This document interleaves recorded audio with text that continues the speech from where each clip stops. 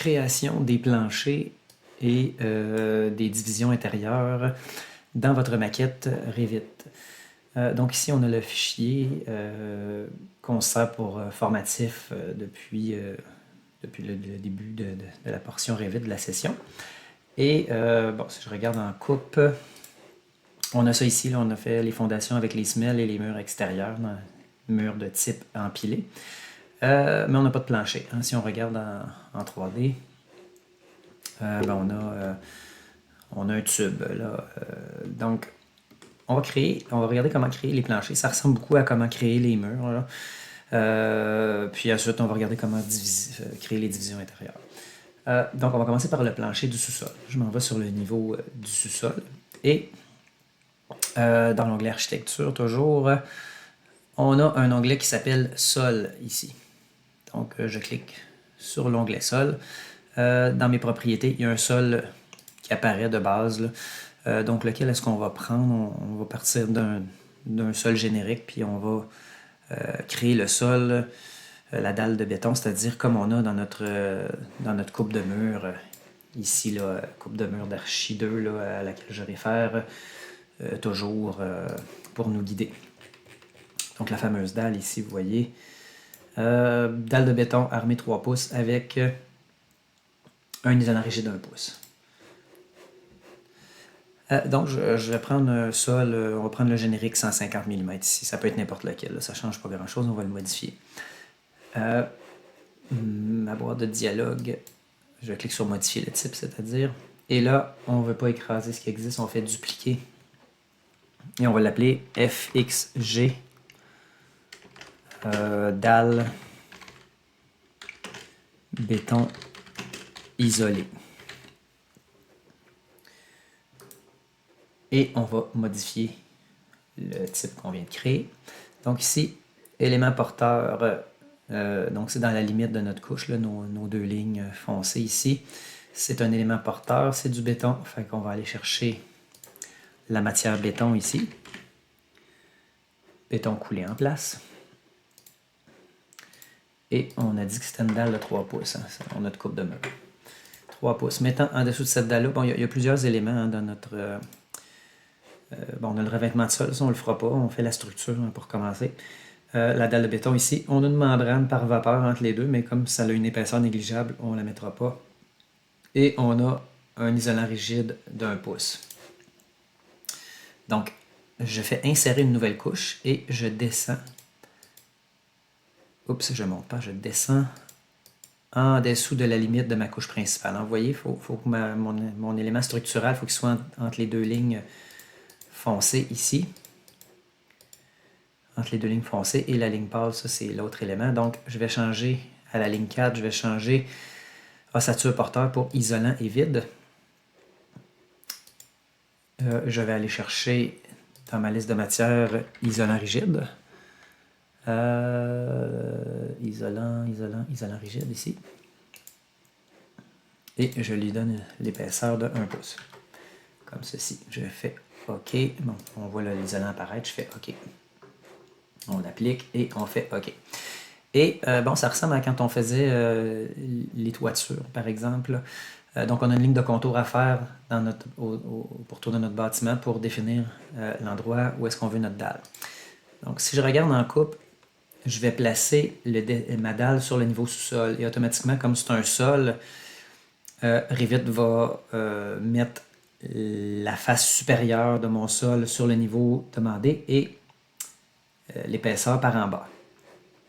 Donc, on n'a pas besoin de spécifier ça, vous voyez. Est-ce que je suis capable de prendre une mesure ici? Je ne peux pas parce que je suis en mode édition. Hein. Donc, si on mesure ici, là, ça donne 4 pouces, hein, vous voyez. On a 91, 4,5. Donc, ici, on a 4 pouces. Donc, je vais revenir sur mon rez-de-chaussée, c'est-à-dire mon plan de sous-sol. Il faut que je sois au niveau du sous-sol. Donc, automatiquement, hein, le niveau de référence est sous-sol et l'épaisseur de 4 pouces va se faire en deçà par en dessous. Ensuite, à quel endroit est-ce que je trace ma ligne? Ça, c'est très important. Je vais aller voir dans ma coupe de mur. Donc, ma dalle ici, vous voyez, le béton, bon, il y a un petit élément qui coupe le pont thermique, là, mais on ne rentre pas dans ce niveau de détail-là dans Revit. Donc, notre dalle, en gros, elle s'en va se coller sur notre mur de béton. elle s'insère en dessous de la finition intérieure, donc notre isolant rigide, notre lame d'air et notre gypse. Donc, on va choisir la face intérieure de notre béton comme étant la ligne de définition là, de notre dalle, la ligne de contour. Donc, ça ne fonctionnera pas comme pour les toits, on prenait choisir des murs, donc ça ne fonctionnera pas si on fait ça. La ligne va se faire un peu n'importe où. On peut choisir, il y a une fonction qui dit choisir des lignes, fait qu'on peut vraiment choisir la bonne ligne, celle qu'on veut. Donc, je clique là-dessus. Et là, je dois choisir la face intérieure de mon mur de béton. Et là, vous voyez, quand je passe mon curseur, il me suggère certains éléments, mais pas ceux que je veux. Il ne veut pas aller cliquer sur la ligne. Donc, à ce moment-là, on place notre curseur vis-à-vis la ligne qu'on veut et on appuie sur Tab sur notre clavier. Donc là, il sélectionne tout le mur. Et ensuite, en cliquant une deuxième fois, là, il me sélectionne la bonne ligne ici. Et là, il y a une ligne magenta qui apparaît au bon endroit. Donc, il faut faire le tour du bâtiment de cette manière-là. J'aurais pu tracer avec cette ligne-là ici. Si j'avais eu un rectangle parfait, j'aurais pu aller tracer avec la fonction rectangle ici. Mais là, moi, j'ai pas cette forme-là. J'ai une forme un peu bizarre, là. Donc, je vais faire le tour comme ça. Donc, je pointe mon curseur et j'appuie sur Tab.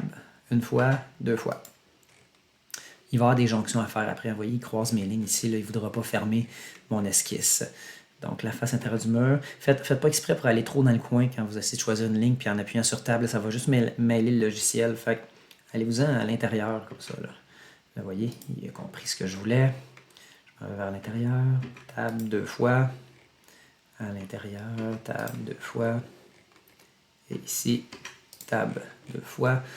Donc, j'ai fait le tour, mais vous voyez, il y a des petits ajustements à faire. Donc, je vais choisir ma fonction ici, ajuster, prolonger, raccourci clavier TR, et je vais corriger mes jonctions. Je vais refaire le tour là, pour m'assurer que tout est correct. Donc, à peu près toutes les jonctions sont à faire. Il ne comprend pas là, que je veux une ligne fermée. C'est un petit peu bizarre qu'ils ne comprennent pas, là, mais bon, peu importe, c'est pas très long à faire. Donc, ici, ma ligne est correcte. Hein? Au pire, on peut facilement aller modifier là, si on se rend compte qu'on n'a pas cliqué à la bonne place. Je vous rappelle hein, la commande aligner, donc AL, ou les espèces de graphiques à barre ici. Donc, première ligne, admettons que c'était la ligne extérieure de mon mur. Hein. Je me pointe vis-à-vis cette ligne-là.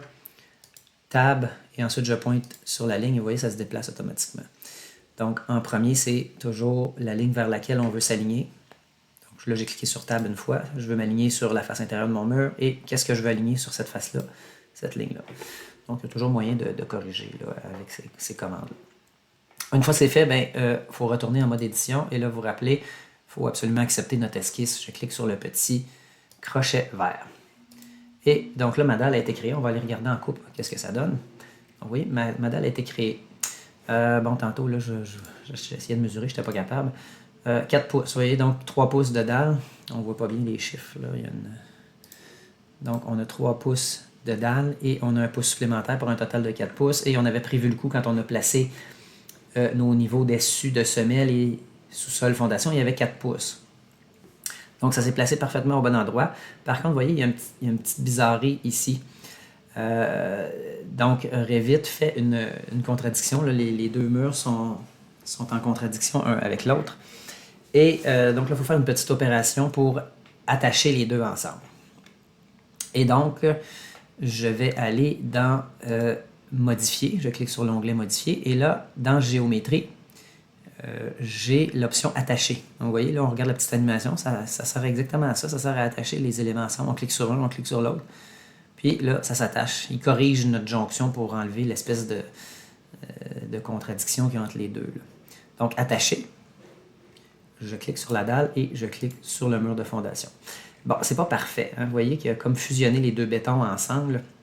C'est pas parfait, mais dans Revit, le fine-tuning, comme ça, on le fait d'une autre manière plus tard. Donc, il faut penser qu'on va regarder à l'échelle d'un quart. Et de loin, là, c'est acceptable comme jonction. Le problème avec Revit, c'est que des fois, il nous dit les deux murs sont en conflit un avec l'autre, les deux éléments. Est-ce que vous voulez les attacher ensemble? Fait que ça se fait automatiquement, mais des fois, il ne nous le demande pas. Je n'ai pas encore compris le pourquoi du comment. Donc là, il faut le faire à la mitaine dans ce cas-ci, vous voyez. Fait que là, il faut que j'aille faire l'autre jonction. Et là, c'est pas tout. Hein? Je vais aller sur mon plan de sous-sol. Donc là, je viens de corriger celui-là et celui-là, mais celui-là, il ne sera pas corrigé ici. Hein? Fait que là, je vais prendre ma coupe. C'est un petit peu plate. Hein? mais j'ai pas trouvé la façon de le corriger. Donc, modifier, attacher, comme ceci. Et c'est pas tout. Il y a les autres côtés à faire aussi. Donc, vous allez voir, on va le faire pour les planchers de l'étage aussi, puis le plancher du rez-de-chaussée, puis de l'étage. Donc, c'est un petit peu plate, là, mais c'est ça qui est ça. Je vais me faire un autre symbole de coupe. À côté du petit 3D en haut, je me fais un autre symbole de coupe ici. Ma deuxième coupe apparaît. Et je vais régler mes jonctions encore une fois. On attache le mur et la dalle. On attache le mur et la dalle. Et je dois faire celui-là ici aussi. Vous voyez, il n'était pas fait. On attache. Comme ceci. Donc là, toutes mes jonctions, normalement, sont réglées. Il nous reste le plancher du rez-de-chaussée à faire, qui va être pareil comme le plancher de l'étage. Donc, on va le définir une fois pour le rez-de-chaussée, puis après ça, ben, il va déjà être fait pour l'étage. Je m'en vais maintenant sur le plan du rez-de-chaussée pour que mon plancher se mette à ce niveau-là. Hein. Déjà, quand je vais créer mon plancher, il va me mettre le bon niveau de référence. Donc, architecture, sol, niveau de référence de base, c'est celui sur lequel on se trouve. Donc, il va faire mon plancher de rez-de-chaussée, puis donc le dessus de mon plancher va être au niveau 100, rez-de-chaussée, et ensuite l'épaisseur par en dessous. On va repartir de notre dalle de béton. Donc, on va repartir de cette dalle de béton-là, on va faire modifier, et on va dupliquer, hein, on ne veut pas écraser notre dalle de béton, on va l'appeler plancher. Donc, ça va être le même plancher du rez-de-chaussée et plancher de l'étage. Et je fais modifier. Et donc, on va aller voir notre composition pour ce fameux plancher. Donc, je remonte un peu et mon plancher ici, plancher P1. Mon revêtement de sol, ça, c'est la finition, on n'y touche pas tout de suite. Là, ce qu'on s'occupe, c'est de la structure. Support de revêtement de sol en contreplaqué, 5/8. Poutrelle ajourée, 11 et 7/8. Ensuite de ça, en dessous du plancher, on a une fourrure 1/3, donc 3/4 d'épais. Et un gypse 1/2. Donc, ossature porteur, béton coulé en place, ça ne sera pas du béton. Ça va être du bois.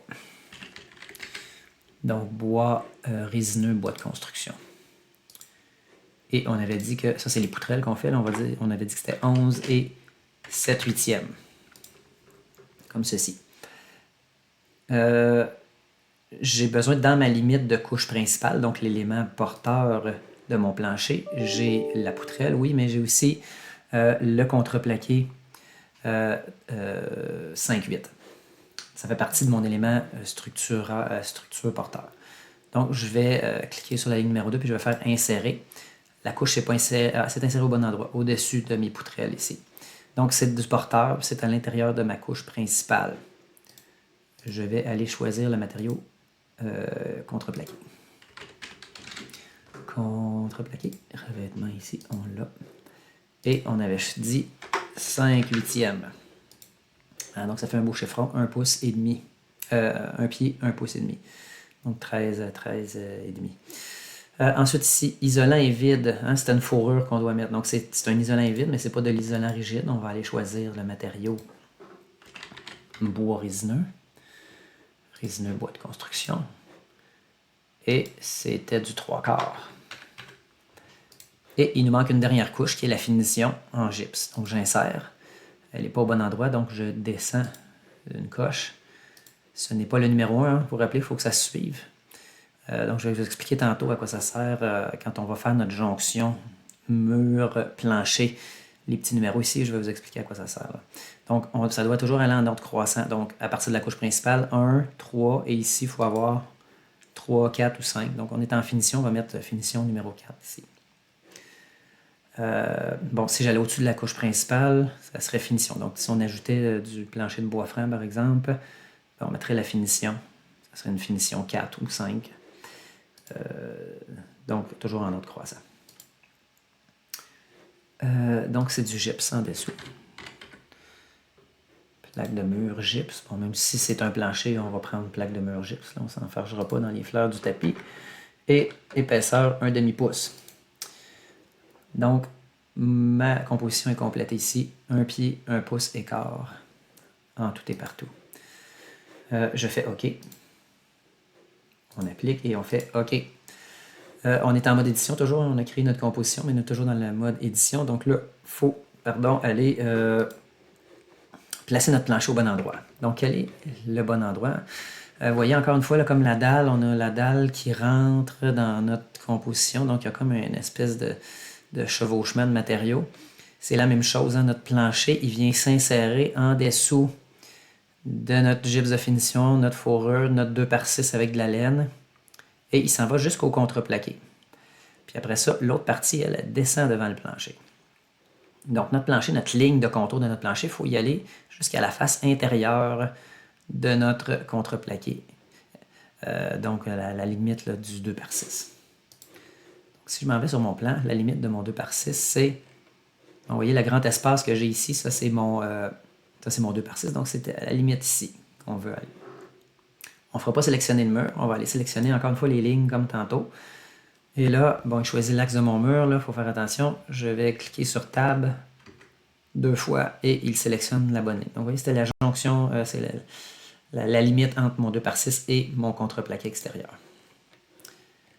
Et donc, je dois faire le tour comme ça.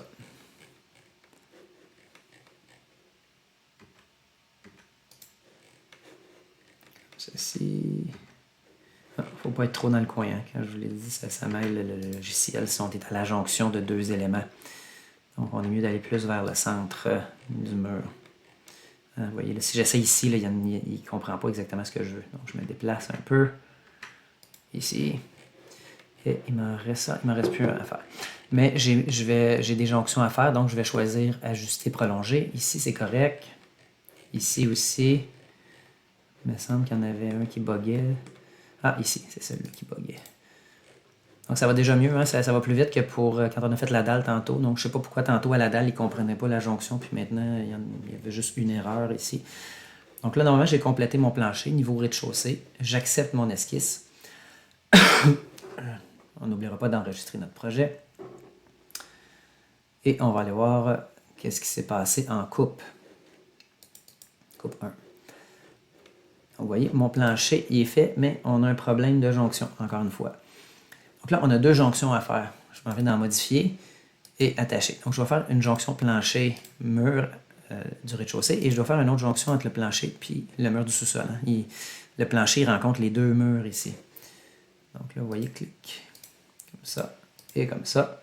Et là, ma jonction est belle, hein, vous voyez là. Si on regardait notre détail AutoCAD, là, il manque des éléments, mais quand on regarde de loin à l'échelle 1/4, c'est parfait. La jonction est tout à fait crédible ici. Elle ressemble beaucoup à notre coupe détail. Mais là, vous vous rappelez, il faut aller voir dans nos deux coupes. Et il y a plusieurs jonctions à faire parce qu'AutoCAD, Revit, c'est-à-dire ne le fait pas automatiquement. Donc, comme ceci. Et là, c'est pas terminé. Il faut que je me placer sur mon plan du rez-de-chaussée. Il faut que je déplace, avec modifier ici, il faut que je déplace mes symboles de coupe pour aller gérer toutes mes jonctions, puis pas en oublier. Donc j'en ai une autre ici à faire. Attacher, comme ceci.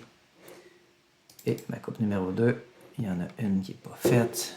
Attacher. Une fois, deux fois. Donc mon plancher du rez-de-chaussée est complété. Plancher de l'étage maintenant. Donc on s'en va à l'étage. Et là, là, il y a une bizarrerie, hein? Je m'en vais à l'étage, puis vous voyez, mon niveau de précision n'est pas correct. Là. Fait que c'est comme si c'était du béton, ce qui n'a absolument rien à voir avec la composition de mur qu'on a. Donc, allez à côté de l'échelle ici et mettez la précision à élever. Et là, vous voyez, là, c'est rendu notre mur extérieur léger, là, tel qu'on l'a défini. On s'en va dans architecture, sol, et c'est notre plancher, c'est la même composition. On choisit nos lignes ici et c'est encore une fois la même jonction qui est à la limite là, de notre 2/6. Donc, je fais le tour de cette manière-là.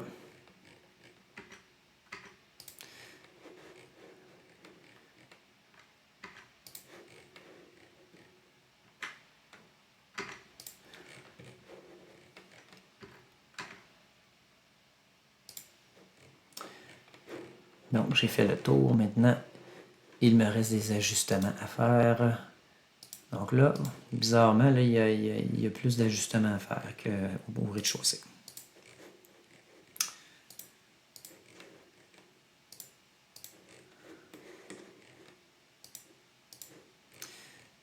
Comme ceci.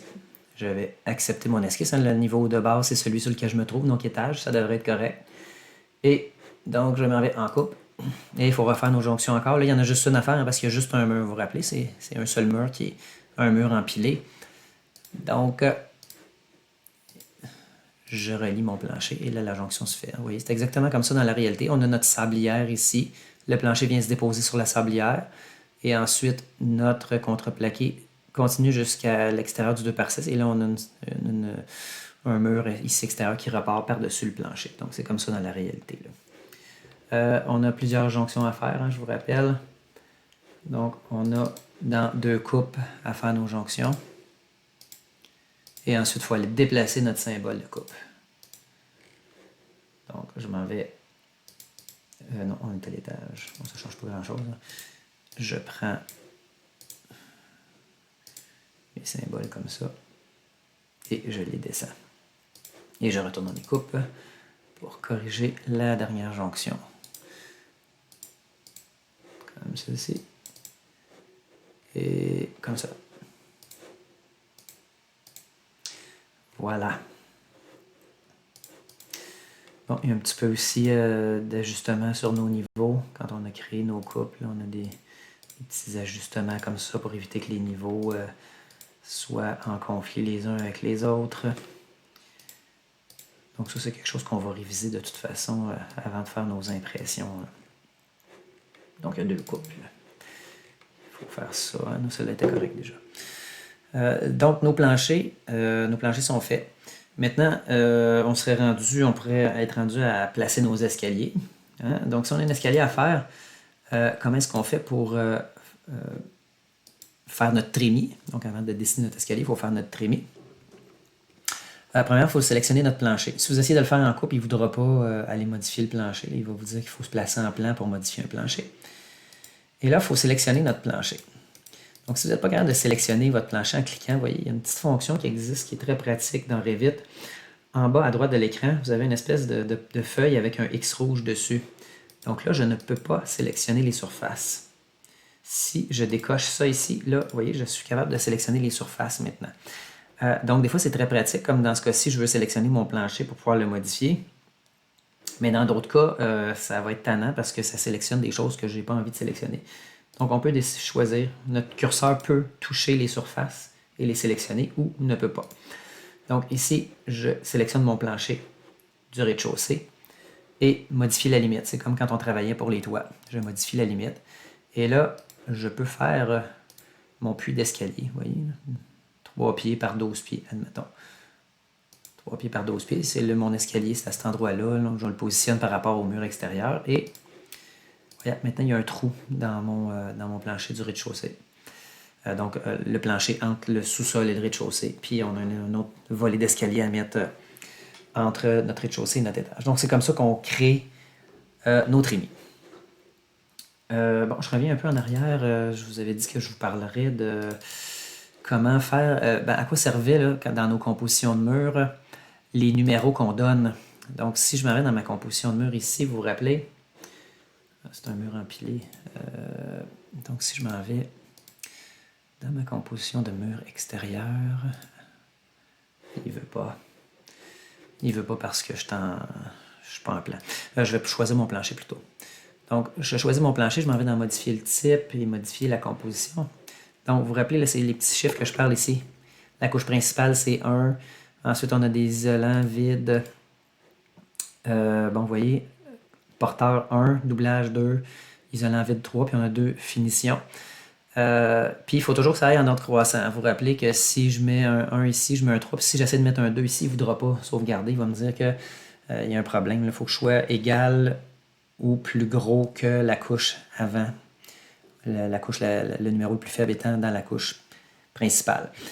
Donc, je vous avais dit que c'était très important de bien gérer ça.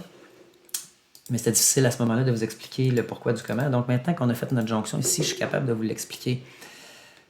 Donc, voyez-vous, c'est comme ça que Revit détermine les endroits où il faut qu'il fasse des retournements. Donc, vous voyez ici, la couche de finition, Revit, il comprend que c'est finition. Fait que là, il retourne ces deux couches-là ensemble. Ma fourrure ici, il ne les a pas retournés un sur l'autre, mais il les arrête un vis-à-vis l'autre. Et ma couche principale, il vient la fusionner comme ça, mon contreplaqué. Donc, vous voyez, puis ici, c'est de la finition, mais ça, c'est pas de la finition. Ici, c'est 1, hein, vous vous rappelez, structure 1. Ici, c'est finition, c'est le gypse. Donc, il ne les retourne pas un sur l'autre. Donc, c'est comme ça qu'on fait des jonctions crédibles une fois qu'on a attaché nos éléments ensemble. Si on a bien fait ces numéros-là dans le bon ordre, bien, ça nous fait une jonction qui est crédible. Donc, si cette jonction-là ne fonctionne pas, c'est de retourner dans votre composition. Et donc, vous pouvez aller jouer avec ces numéros-là, là, toujours en allant en ordre croissant pour faire du fine-tuning sur les petits ajustements fins de finesse là, pour réussir à avoir la coupe la plus crédible que vous pouvez avoir. Donc, voilà, nos planchers sont faits. On peut essayer d'aller faire une coupe là, dans notre trémie, par exemple. Je vais avancer ma coupe ici. Et on va aller voir. C'est pas la bonne coupe, c'est ma coupe numéro 2. Donc, vous voyez, ma trémie est ici. Donc, Revit, là, je peux ajuster la hiérarchie de traits en cliquant sur le petit outil là, pour faire les tracés. Donc là, vous voyez, il a fait la hiérarchie de traits dans votre coupe pour la rendre plus crédible au visuel.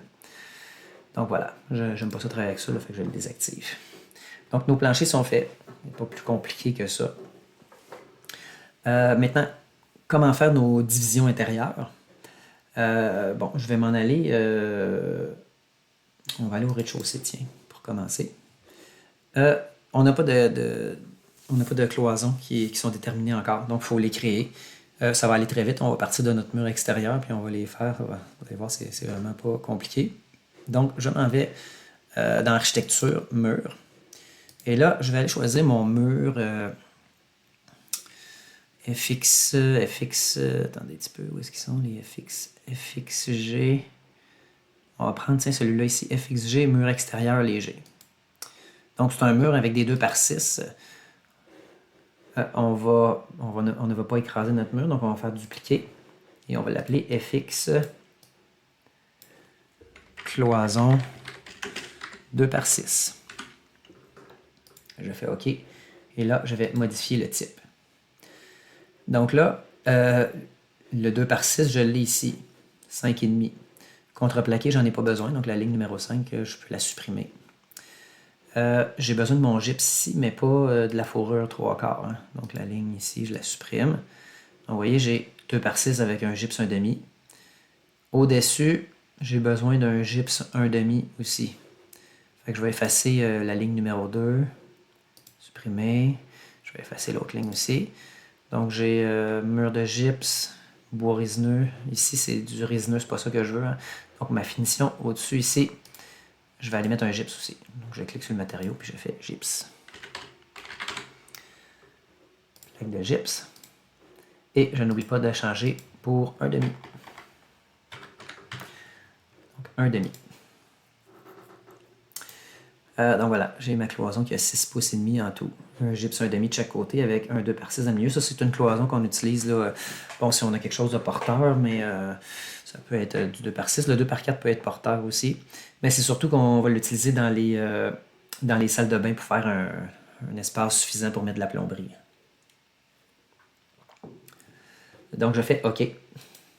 Et là, je ne sortirai pas de mon mode édition. Je vais aller créer ma cloison en 2x4 tout de suite. Fait que ma FX cloison 2x6, je vais dupliquer. Je vais changer son nom pour 2x4. 2x4, je fais OK. Et dans modifier, tout simplement, ma composition est bonne. Le seul problème que j'ai ici, c'est que c'est pas 5 pouces et demi, c'est 3 pouces et demi. Donc j'ai une cloison en 2x4, 4,5 d'épais. Et mes deux cloisons sont créées. Donc là, je peux appliquer. OK. Et je suis prêt à commencer à faire mes divisions intérieures. Donc, pour créer mes divisions, je vais... donc, est-ce que je suis actif? Je pense que je suis actif. Je suis prêt à modéliser directement. Bon, donc, FX cloison 2x4. Je vais choisir le niveau sur lequel je me trouve. Donc, rez-de-chaussée. Le niveau supérieur, je vais mettre aucune contrainte. Sans contrainte. Et on va, je ne sais pas c'est quoi la hauteur plancher à plafond.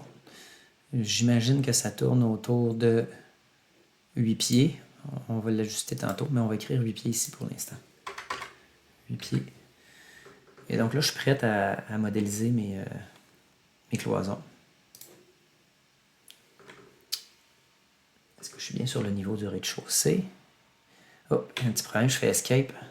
Faut faire attention à Revit, il essaie de nous faire des erreurs. Là, je ne sais pas pourquoi il y a mis un décalage inférieur de moins 8 pieds. C'est 0. Pas de décalage. Rez-de-chaussée, le niveau de base, pas de décalage inférieur. Contrainte supérieure, on n'a pas mis de contrainte, on a mis 8 pieds. Donc, pourquoi j'ai pas mis de contrainte? Parce que, je vais vous le montrer, on va dessiner une cloison, puis je vais vous l'expliquer dans un instant. Je vais faire une cloison qui passe barre en barre, ici, comme ça. Et on va aller voir ce que ça donne dans ma coupe. Donc, vous voyez, la contrainte inférieure, on le sait, le mur est déposé sur le niveau du rez-de-chaussée, mais on n'a pas de niveau supérieur. Hein? C'est le niveau sablière, mais le niveau sablière, notre poutrelle est déposée sur la sablière, puis on a un 3/4, puis un demi, une fourrure 3/4, puis un demi. Donc, la hauteur de notre cloison n'est pas tout à fait connue. On n'a pas de niveau pour s'accrocher dessus. Ça ferait juste rajouter plein de niveaux. Il faudrait mettre le niveau plafond fini. Donc, à ce moment-là, là, on peut aller jouer avec les petites poignées parce qu'on n'a pas de contrainte réelle. On a une contrainte inférieure qui est réelle, mais la contrainte supérieure, on n'a pas de niveaux qui sont associés. Donc là, en cliquant sur ma cloison, je sais c'est quoi ma hauteur libre au rez-de-chaussée. Donc, j'ai 7 pieds 10 écart. 7 pieds 10 écart. Donc ici, je vais m'en aller sur mon plan du rez-de-chaussée. Et si je veux continuer à dessiner, bien là, je vais faire 7 pieds 10 écart. Là, vous voyez, ici. Je vais le mettre, puis après ça, il va l'enregistrer. 7 pieds 10.25. 7 pieds 10 écart.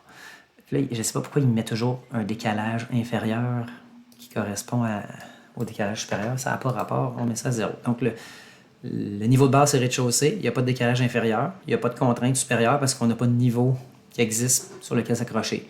Puis la hauteur sans contrainte, mais c'est 7 pieds 10 écart. Donc, à ce moment-là, je peux modéliser mes différentes divisions. Donc, ce qui va bien dans Revit, là, quand on modélise, quand on fait nos divisions, là, on les fait à l'œil à peu près selon le plan. Bon, dans ce cas-ci, là, vous avez à reproduire votre chalet de projet 3. Donc, placez les divisions à peu près. Puis ensuite, en cliquant sur la cloison, vous vous rappelez, il y a des codes temporaires qui apparaissent. Là. Bon, c'est pas 7 pieds, mettons, c'est 7 pieds 6. Mais là, on peut venir l'ajouter ici, le 7 pieds 6. Bon, ici, je veux m'aligner sur mon mur extérieur. Hein, le gypse aligné sur le gypse. Donc, donc là, vous voyez, là, ça, c'est un des exemples. Là, quand on ne veut plus que sélectionner le plancher par erreur, bien là, on peut aller décocher. On peut aller cocher ici. J'enregistre mon projet. On peut aller cocher. Allez. Donc là, je ne sélectionne plus mon plancher. Donc pour aligner ma cloison, la commande alignement, AL, je veux m'aligner sur la face intérieure de mon mur ici. Il me crée un alignement. Qu'est-ce que je veux aligner sur cette face-là? La face de mon gypse. Comme ça. Donc, il vient s'aligner. Et donc, voilà, c'est comme ça qu'on fait les cloisons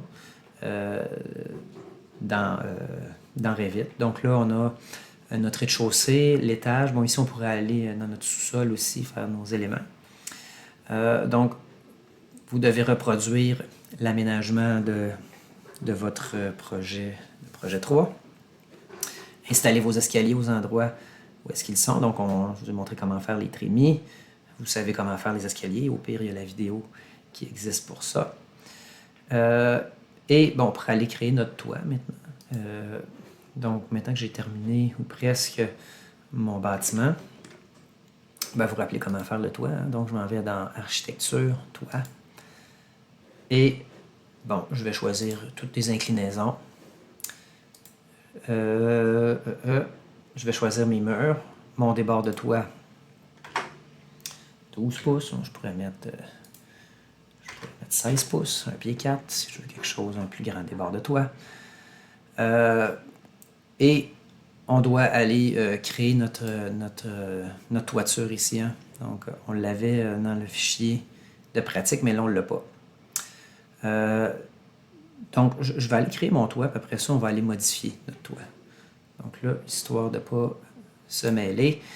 Le niveau de base, c'est la sablière de l'étage.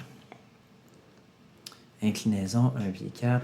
Je choisis mes murs. Et là, vous voyez, même si j'ai choisi le bon niveau, ben, Revit dessine ma ligne de contour au sol quand même. Et encore pire, il ne fait pas mes jonctions. Donc ça, c'est bizarre, mais bon, c'est pas grave. On prend notre outil comme ceci. Et là, on crée notre toit. Comme ceci.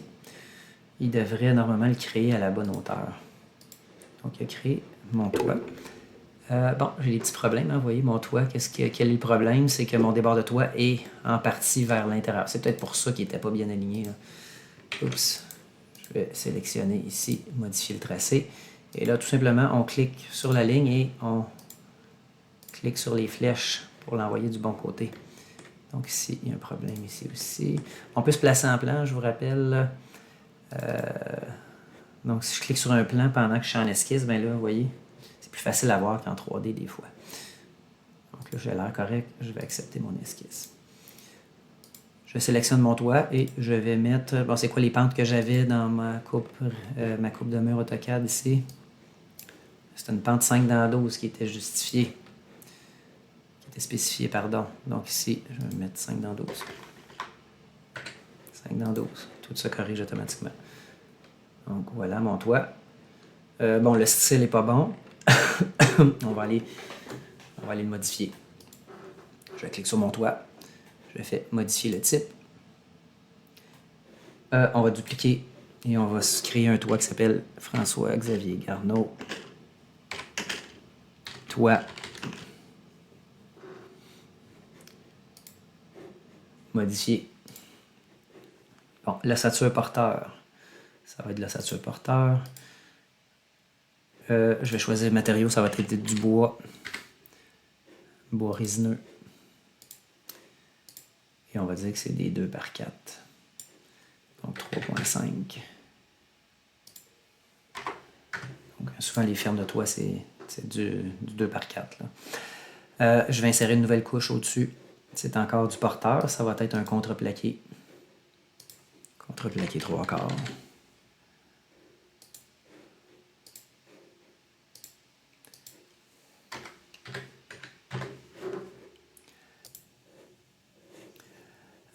Et ensuite, la couche de finition. Donc, j'insère une nouvelle couche que j'envoie au-dessus de ma couche principale. Ça va être de la finition. Et là, il n'y a pas de bardeau d'asphalte dans nos matériaux. On verra si on les ajoute, là, mais il y a une tuile de toiture qui existe. Tuile toit. Toiture, tuile. Tiens, on va prendre ça. Puis on va lui donner une épaisseur de 1/2 pouce, mettons. Donc, je fais OK. J'applique et voilà, mon toit est complété. Et là, je peux aller vérifier ce que ça me donne en coupe. Donc, pourquoi est-ce qu'il me manque un bout de mon toit ici? Je vais revenir... je vais aller sur mon niveau Fête. Et il me manque un bout parce que c'est ma profondeur de ma vue en coupe. C'est ça le problème. Donc là, si je reviens, vous voyez, mon toit est complet. Une petite contradiction à ma coupe ici, comme ceci. Donc, on voit notre toit ici qui a été créé. Donc, voilà. On a créé nos planchers, nos toits. Et maintenant, il nous reste à compléter notre aménagement intérieur à tous les niveaux. Il n'y a pas de porte, là. On va regarder plus tard dans un autre cours comment ajouter les fenêtres extérieures, les portes et fenêtres extérieures et les portes intérieures. Donc, pour l'instant, compléter l'aménagement, modéliser l'escalier tel que votre projet 3. Et vous en avez en masse pour cette étape.